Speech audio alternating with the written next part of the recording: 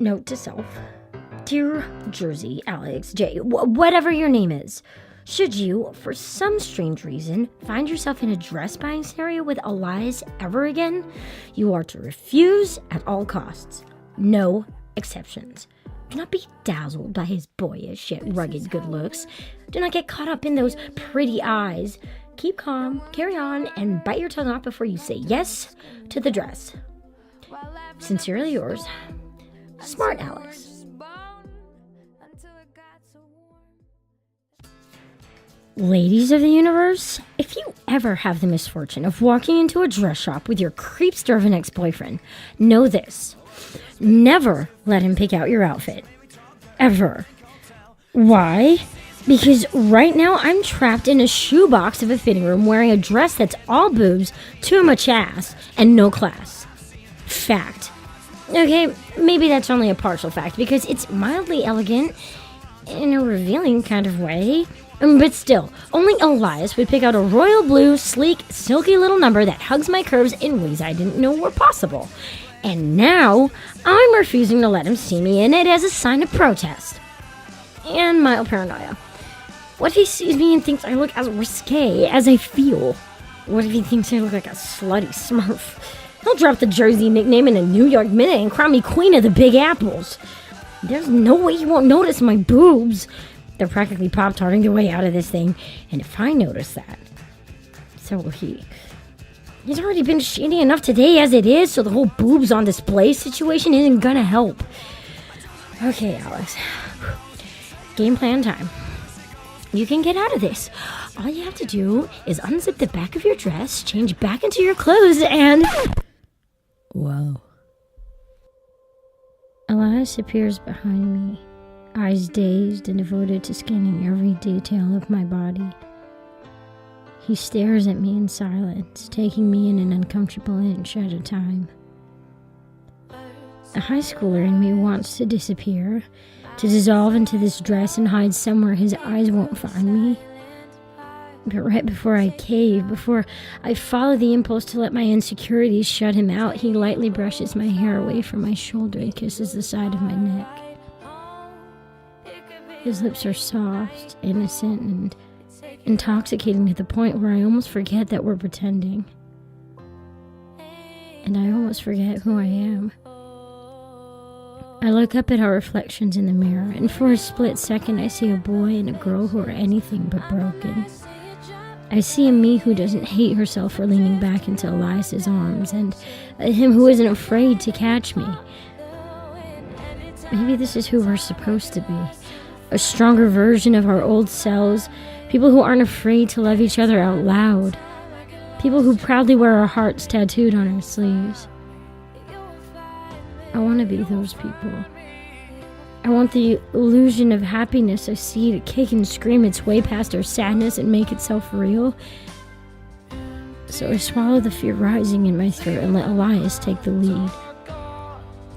Stupidly. Recklessly.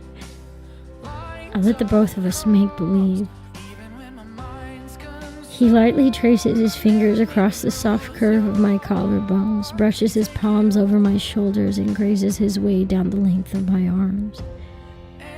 His hands find their way home and tangle together with mine. It's awkward at first. I fumble around until he reminds me just how well our fingers fit together. He feels so familiar, safe, terrifying, tumultuous. Elias is all energy, raw, unrestricted electricity that runs through everything he touches, and his touch is resonating through me. He's buzzing in my veins, sneaking into my bloodstream, and sinking into all the places he left lonely. We're both so different now, even in the way we collide. I remember when he used to ooze darkness and heaviness. His hands took pieces of me every time they brushed my skin. His sadness left scars. But now he's pure light. Hope. I'm the one full of shadows.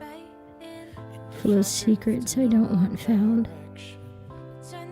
He pulls me closer and my lungs lock tight in my chest while my heart betrays its instincts to protect itself. I should tear myself away from him, or at least try to put some space between the two of us, but I don't move. I can't. Too much of me has missed the sight of him to shatter the moment. This is the kind of spark I couldn't find with Kai. Him and I were just empty motions, good intentions, lost in a misconnection. Kai tried to heal a heart he didn't own, a heart he never held on to because Elias always did. He still does. And that scares me because no matter how steady his hands seem now, they're still the same ones that broke it before. But old scars aside, today we're just an illusion. People wearing masks of a relationship that could have been. We're the same lies we were last summer.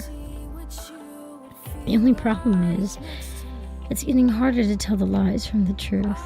Elias, maybe we should find another dress? This one is... It's perfect. He moves his lips from my neck down to the edge of my shoulder and leaves them there long enough to drive me crazy. My skin heats up at his touch. He runs his hands along my waist and squeezes, hoping to tease me into trouble, but I break the connection. I step away and turn around to find his face stuck between desperation and disappointment. You're killing me, Rosen, he says, exasperated. I'm sorry, I don't know why I let you come in here. I don't know why I keep letting you... I trail off, but Elias taps his finger under my chin and lifts my gaze away from the floor. Yes, you do. I do. I still want too many things I shouldn't from you. Things I don't deserve. Elias takes the sides of my face in his hands and looks down at me like he's holding the most precious thing in the world. Do you ever miss it? The way we were before. His voice dies away in his throat while guilt washes over his eyes. Before I left? I take a minute to try to catch myself from falling into the memory of his absence. But some part of the sadness stays. We could have been so different if he hadn't walked off that beach. He would have been there to save me from myself. I miss some things, like not being afraid all the time. I say. Of what? Of needing you, of losing you, of making you walk away from me. I don't know, I guess I miss moments when we didn't care what anybody thought. When we were reckless. Elias's eyes drop to my lips and linger there for what feels like forever. I pull my bottom lip in between my teeth to try and hide from that gaze. But he doesn't break it. Elias? Did I say something wrong? He shakes his head full of dark wild hair and smiles the kind of smile that makes my stomach do gymnastics. Nah, I'm just trying to figure out how I can give you exactly what you're missing. He reaches back and shuts the dressing room door in one swift motion before shifting his attention back to me. How reckless are we talking? He asks. But before I can answer, his hands slip around the back of my dress and tug at the clasp. The hinges of my bra follow suit. This reckless? He pulls at the zippers slowly and watches me while I silently implode on myself. Or this reckless? A glimmer of a smile skims across his lips as he undoes my dress down to my lower back. I throw my hands across my chest and catch my dress before it leaves me half naked in front of the one person I shouldn't be. I gasp, my brain finally unfogs itself, and I will myself to speak up to stop him before we go too far. Elias, what the heck do you think you're doing? They're the kinds of things I do to you if I were your boyfriend. But you're not my boyfriend. True, but I'm pretty sure you want me to be. His smirk melts into a cocky laugh that's all too reminiscent of the old him. Last summer, situations like this would have made my heart beat out of my chest. Now they just make me sick, sad, confused. I just want... My voice dies away in my throat as he shifts his weight and leans into me to the point where I literally feel every part of him. His stupidly strong frame, his surfer chiseled chest, his... everything. I hate myself for all the ways my body responds to him, the way it still needs him, still wants him, still lies to him like it can fall back into old habits again. But our habits were what got us here in the first place, and I'm not supposed to want to go back to them anymore. I just want some space. You sure about that? Yes, I'm sure. No, I'm not. My pulse is pounding in places you wouldn't believe. And I have logical reasons to be this sure. Reason number 1, we're in public. Reason number 2, we're not actually dating. And reason number 3, you plus me plus a fake relationship equals disaster. Circle 1 year ago.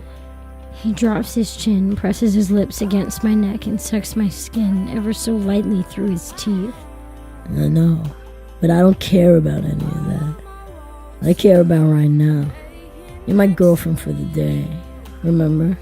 I stare up at him, hoping to see a glimmer of the good boy he'd been earlier. But his eyes say otherwise. They're hooded, dark, dangerous, and right when I expect him to break his gaze, he doesn't. The butterflies in my stomach stir up a tropical storm, and I step backwards until my legs brush against the mirror behind me. Elias follows my lead until we're both pressed against the glass. He leans down and runs his tongue along the outside of my ear, and smart Alex drops dead right there in the middle of the dressing room floor. I'm not your girlfriend until we get to... Second base. He dips his head down and kisses me through a smile, but I turn away. No! Until we get to your dad's! Technically, we're on the way, so why not start the fun before we get to the party? I try to stop and process what Elias is saying, but the sound of my heart beating 1,000,000 miles per hour drowns out all common sense. This can't be healthy. What if it genuinely beats its way out of my chest? Or what if it explodes? I'm pretty sure I read about someone whose heart blew up because it was beating too fast. Was that on the Discovery Channel or TLC? Documentaries don't lie, and I'm about to be one of those horror stories they talk about on their after-hours specials. I can see it now. New Jersey girl bites it after ex-boyfriend's swagger causes her heart to explode. Jersey? You there? Elias snaps a finger in front of my face, but I don't know why he's snapping because I'm pretty sure I was paying attention the whole time. Yes? Why do you ask? He stares at me, looking a little too concerned for my liking. There's no reason for him to be concerned at all. Because I'm fine. He's the one who's being creepy and giving my heart palpitations. Because I asked you a question and you didn't say anything. You just kept staring at my t-shirt with your mouth open. He says, that's because his shirt has like 1,000,000 little threads in it and I was trying to count them all. I felt like if I counted all the threads instead of worrying about my heart exploding, it would calm me down. Not only that, but for a couple seconds I saw all of the threads, like I had supervision or something. But since Elias doesn't have supervision, the situation is now ridiculously over because now it just looks like I was ogling his chest, which I wasn't. At least I don't think I was. Was I? Wait, ogle? Ogle? Ogle? That's a funny word. Jersey! Again with his snapping? Well, he's in a snappy mood today. What? What do you mean, what? You still didn't answer the question, and when I asked you again, you started giggling. No, Giggling is a funny word, too. It's so funny, in fact, that it deserves to be laughed at. Something like a snort escapes my nose, and I lose it. I let out a gargantuan laugh and lean into Elias's chest, where a series of giggles go bouncing off his body. He places his hand in the center of my back and tries to steady me and shush me at the same time, but it's useless. Babe, your laugh is the best, but if you're not quiet, we're gonna get... Excuse me, is everything all right in there? Someone knocks on the door, and I'm pretty sure it's the dressing room police. They probably heard us. They're probably going to arrest us, and then we'll be right back where we started. I can't go to jail. I'm on the scholarship, and my mother will chop my head off if I don't graduate. Well, we're fine. My girlfriend just needs a little help with her dress. 3 knocks again. Maybe it isn't the dressing room police. Maybe it's the Big Bad Wolf. Except the girl version. Big Bad Wolf Fit. Sir, we don't allow male guests in the dressing rooms along with our female clientele. Open the door, please, or I'm afraid I'll have to... Do whatever you want. We're a little too preoccupied right now to follow orders. Elias says. I stare up at him terrified, suddenly realizing just how bad this situation looks from the outside in. The dressing room police lady sounds super snooty, and she'll totally judge us if she sees my dress halfway down my back and me all over. The door clicks open, and the judgment begins. I try my best to pull up my dress, but Elias unzipped it to a point of no return. I'm pretty sure my bra is exposed to the point where I've given this lady a partial free show. Fan-freaking-tastic. I'm sorry, young man, but this type of behavior is unacceptable at a store. I take one look at the leather-skinned, stone-faced woman staring down her nose at us and immediately decide that her face is not only annoyingly snooty but extremely hilarious. She looks the way my fingers would if I sat in the bath for 100 years. Straight. Look, prune face. You don't know what me and my boyfriend we're doing. So save your judgments for somebody. And the giggle face begins. Again. Else. Elias helps me stand up straight, zips up my dress, and says something to the woman that sounds like an apology. I'm too busy trying to breathe through my laughter to pay attention. Sorry, she's a little out of it today. Out of it? Who's he calling out of it? The only person out of anything is him. His brain might as well have gone to Bermuda given his whole fake girlfriend plan. It's ridiculous. Just like Prune Lady's wrinkly old face. We'll take this dress, those shoes, and be on our way. Elias says. Prune Lady makes no motion towards the checkout counter and gives Elias a blatantly rude one-over instead. Young man, this store is a boutique. You're aware that the outfit you've just purchased costs well over. Will this cover it? Elias whips out his wallet and hands the store clerk a Visa Black card with his name printed on it in silver lettering. Her mouth drops open in sync with mine. When the heck did he get that? Do all best-selling authors get black cards? Is he just posing as an author but is secretly a member of the mafia? I don't want to fake date a member of the mafia. It'll be all downhill from here. Yes, sir, that should do. Is there anything else I can get you? Elias cocks a skeptical eyebrow before waving her off in the direction of the cash register. Someone else to handle checkout would be great. Thanks. His voice comes out cold and curt, which is so unlike him it sucks all the air out of the room. Elias watches the store clerk disappear out of earshot before he breathes out his frustration. What was that?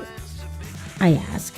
He runs his hands along the ridge of his brow, trying to smooth out the furrows etched into his forehead. That was an example of everything I hate about some of the stuck-up people who work here. No, not that. The way you talk to her and the whole black card thing, it wasn't you. Hurt flickers across his face as soon as those words leave my mouth, and I immediately regret pointing out anything at all.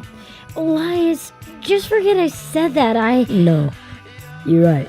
I'm sorry. It's just, I used to come by this place all the time with my mom, and I still remember that woman.